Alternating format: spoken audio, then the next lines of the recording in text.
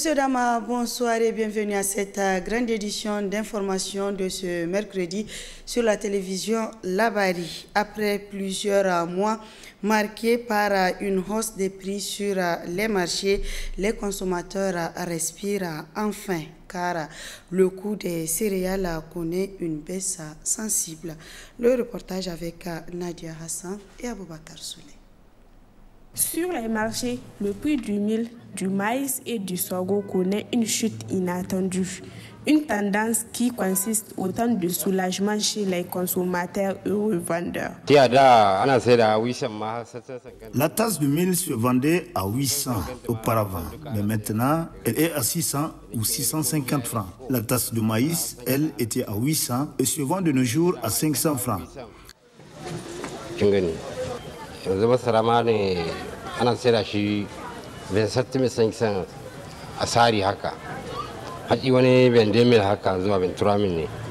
Avant, le sac de maïs était jusqu'à 45 000. Aujourd'hui, il se vend à 27 000. Le sac de mil était à 45 000 également et se vend à 23 000 ou 22 000. Le sorgho était à 45 000 et maintenant à 22 000. Il y a vraiment beaucoup de changements. Ita ma ana sayar ita 22,000 haka sama ga 22,000 ɗin ko $100 haka 22,500. Le sourire aux lèvres avec la baisse récente des prix des céréales, les ménages voient leur budget allégé et certains consommateurs n'hésitent pas à remercier l'État pour cette décision salutaire. On remercie l'État pour ce changement et que Dieu les aide dans leur gestion.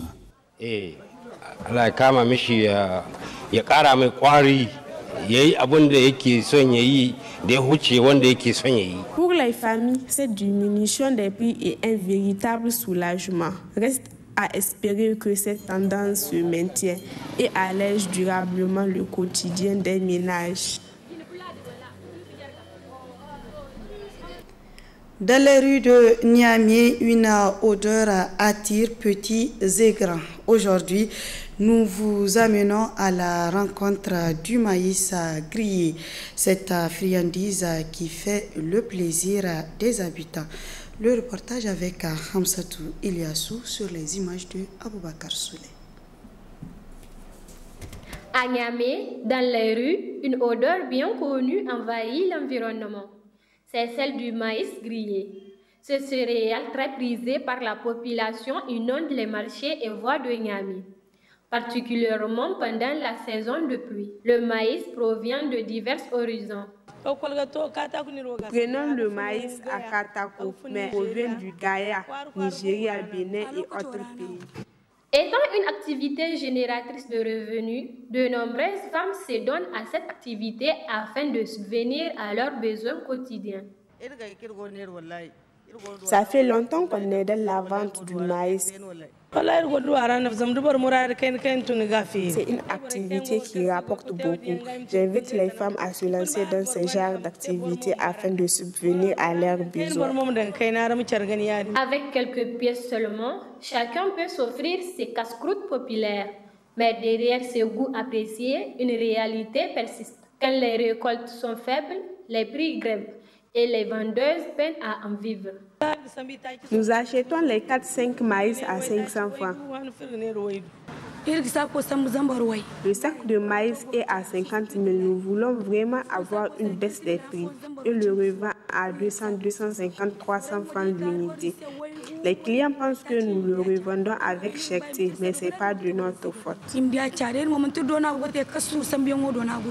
La consommation du maïs grillé, simple gourmandise, mais de fois constitue aussi un moment de partage et de convivialité dans les rues de Niamey.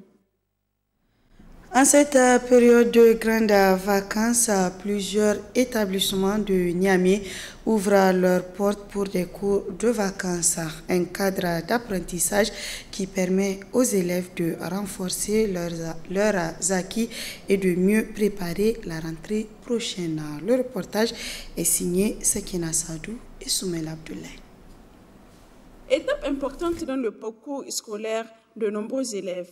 Les cours de vacances permettent de combler les lacunes, de consolider les connaissances et de préparer sereinement la reprise des classes. Ce cours permet également d'accompagner les élèves dans les matières de base, comme en atteste cet enseignant en plein cours. L'importance de ces cours, c'est d'abord à des fins pédagogiques. J'exhorte surtout les parents d'élèves à ne pas laisser les élèves vaquer comme ça sans préoccupation, en tout cas utile. Donc les cours de vacances là, c'est vraiment des préparations pour la rentrée prochaine. Et l'objectif, c'est d'abord de faire comprendre aux élèves les attentes de la rentrée prochaine par rapport à différentes matières qu'ils vont souvent découvrir pour une première fois. Je parle un peu aussi de la philosophie, par exemple. En classe de première, ce n'est pas la philosophie véritable, c'est l'esquisse de la philosophie. Donc, c'est des prémices qu'on leur montre. Mais en classe de terminale, c'est tout autre. Donc, dans ces conditions, moi, je dis que l'élève qui a fait le cours de vacances est mieux préparé, mieux outillé psychologiquement que l'élève qui n'a pas fait de cours de vacances. Parce qu'au moins, il connaît les attentes. Il sait ce à quoi il doit, en tout cas, être fait confronter, surtout pour les classes d'examen. Donc, pour les classes intermédiaires, c'est pareil. Donc, au moins, l'élève a quelques petites expériences des premiers mois, deuxième mois. Les élèves témoignent de leur expérience et disent avoir trouvé ces séances utiles pour mieux comprendre certaines notions. C'est avantageux. On peut commencer la classe avant même la rentrée.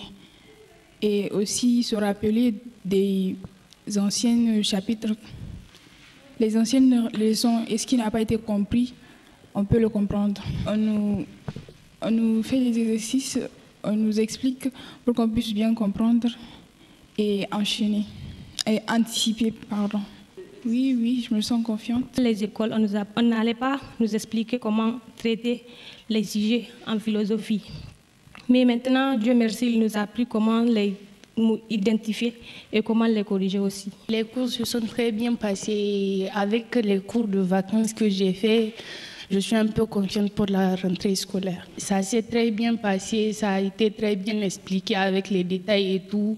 On peut espérer quelque chose. Au-delà du renforcement scolaire, ces cours constituent également un espace d'encadrement et d'occupation saine pour les jeunes scolaires pendant la période des vacances.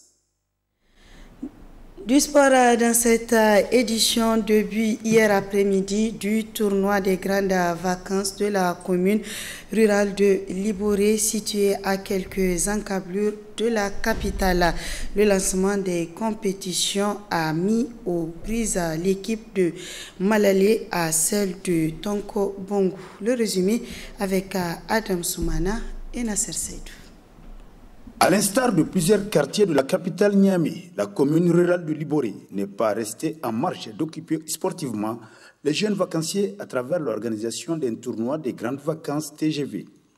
Un tournoi placé sous le haut parrainage de l'administratrice déléguée de la dite commune qui a loué cette initiative. Je prie Allah pour que ça commence bien et ça termine en harmonie. De toute façon, c'est Liboré qui gagne. Il n'y a pas une guerre. C'est la jeunesse de Liboré, c'est pour que ça renforce, pour que ça renforce la cohésion sociale et la paix dans notre commune. Je prie Allah pour qu'il bénisse les organisateurs qui ont eu l'initiative d'organiser ce TGV 2025. Je prie Allah pour que 2026 soit plus agréable que 2025. Que le meilleur gagne. Vivement la finale.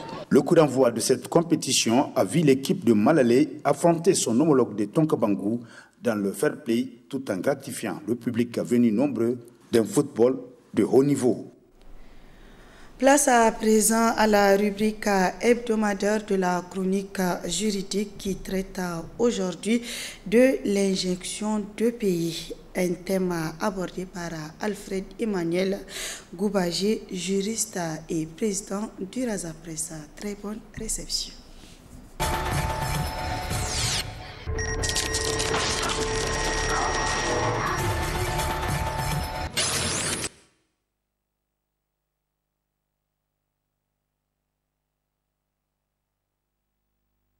Aujourd'hui, nous allons traiter d'un thème qui porte sur l'injonction de payer. L'injonction de payer, en fait, est prévue par l'acte uniforme sur les procédures simplifiées de recouvrement et les voies d'exécution. Vous savez, dans les relations d'affaires, les gens sont amenés souvent à réclamer certaines créances. Eh bien, cette réclamation des créances est prévue selon une procédure particulière appelée la procédure d'injonction de payer. Nous allons essayer de voir les conditions dans lesquelles cette procédure est exercée. En se référant à l'article 1er de l'acte uniforme sur les procédures simplifiées de recouvrement et les voies d'exécution, on se rend compte que l'énumération est formée de cette manière, où cette disposition stipule que le recouvrement d'une créance certaine, liquide et exigible peut être demandé suivant la procédure d'injonction de payer. Ici, j'aimerais que nous nous retardons un peu sur le terme recouvrement de créance. Et comme je l'ai dit tantôt, dans le cadre des relations d'affaires, les gens sont appelés à réclamer des créances qui sont restées impayées. Et c'est bien que cette procédure leur est ouverte afin de pouvoir bénéficier ou bien de rentrer dans leurs droits. Donc, l'article 1er de l'acte uniforme sur les procédures simplifiées de recouvrement et les voies de recouvrement et les voies d'exécution dispose que le recouvrement d'une créance certaine, liquide et exigible peut être demandé suivant la procédure d'injonction de payer. Ici, il y a un certain nombre de conditions qui ont été posées pour engager la procédure d'injonction de payer. Notamment, la créance en question qui est réclamée doit revêtir certains caractères. Premièrement, la créance doit être une créance certaine. La créance doit être également une créance liquide et enfin une créance exigible. De quoi est-ce qu'il s'agit? Que veut dire créance certaine? Alors, la créance certaine, c'est une créance incontestable et qui est actuelle. Et le résultat de cette exigence que le titulaire d'une créance éventuelle ne peut pas recourir à la procédure d'injonction de payer. Donc, vous voyez ici le caractère certain de la créance fait en sorte que ce soit une créance incontestable. Ici, il n'y a pas de doute sur le caractère certain de la créance. Et puisque cette créance est certaine, cette disposition vous permet légalement de réclamer ou bien de procéder au recouvrement de cette créance par la procédure d'injonction de payer. Mais en dehors du caractère certain de la créance doit être également liquide. Le caractère liquide veut dire tout simplement que il y a un montant qui est déterminé. Lorsque son montant en argent est connu et déterminé, en ce sens, nous parlons de la créance liquide, puisque là, nous avons une idée claire du montant qui est réclamé. Donc, en fait, le législateur OHADA est allé dans ce sens pour montrer que ce n'est pas n'importe quel type de créance qui peut être recouvré par la voie de la procédure d'injonction de payer. Il y a un certain nombre de caractères que doit revêtir la créance afin d'engager la procédure d'injonction de payer, notamment le caractère certain de la créance, le caractère liquide de la créance et enfin le caractère exigible de la créance. En ce sens, le caractère exigible est de mise lorsque le titulaire peut exiger immédiatement le paiement de la créance. On peut déduire de cette exigence que la procédure d'injonction de payer ne peut pas être utilisée pour le recouvrement de créances assorties d'un terme suspensif. Si déjà il y a un terme suspensif qui a été prévu entre les parties, là vous ne pouvez pas engager la procédure d'injonction de payer. Mais lorsque vous pouvez immédiatement exiger le paiement de la créance, là vous pouvez engager la procédure d'injonction de payer. Donc pour me résumer, la procédure d'injonction de payer avant de l'engager, c'est-à-dire vous avez une créance avec une personne, avec un partenaire d'affaires, et que vous n'arrivez pas à recouvrer cette créance, la loi ou le code OHADA vous permet d'engager ou bien de procéder au recouvrement de cette créance par la voie de la procédure d'injonction de payer. Mais attention, il faudrait que cette créance puisse revêtir un certain nombre de caractères, notamment le caractère certain, le caractère liquide et le caractère exigible. Eh bien, en dehors de ces caractères de la créance, nous allons voir maintenant ou bien qu'est-ce qui est à la base ou la cause de cette créance, ou bien dans quelles conditions on peut, ou bien qu'est-ce qui donne naissance à une créance qui peut être recouvrée par la voie de la procédure d'injonction de payer. Et en ce sens, l'article 2 de l'acte uniforme dont nous parlons tantôt dispose ceci. La procédure d'injonction de payer peut être introduite lorsque vous retenez ces deux conditions. Tout à l'heure, nous avons vu les caractères que doit revêtir la créance. Mais ici, nous voyons les conditions dans lesquelles on peut engager la procédure d'injonction de payer. Donc, l'article 2 prévoit deux conditions. La première condition est celle d'une créance qui a une cause contractuelle.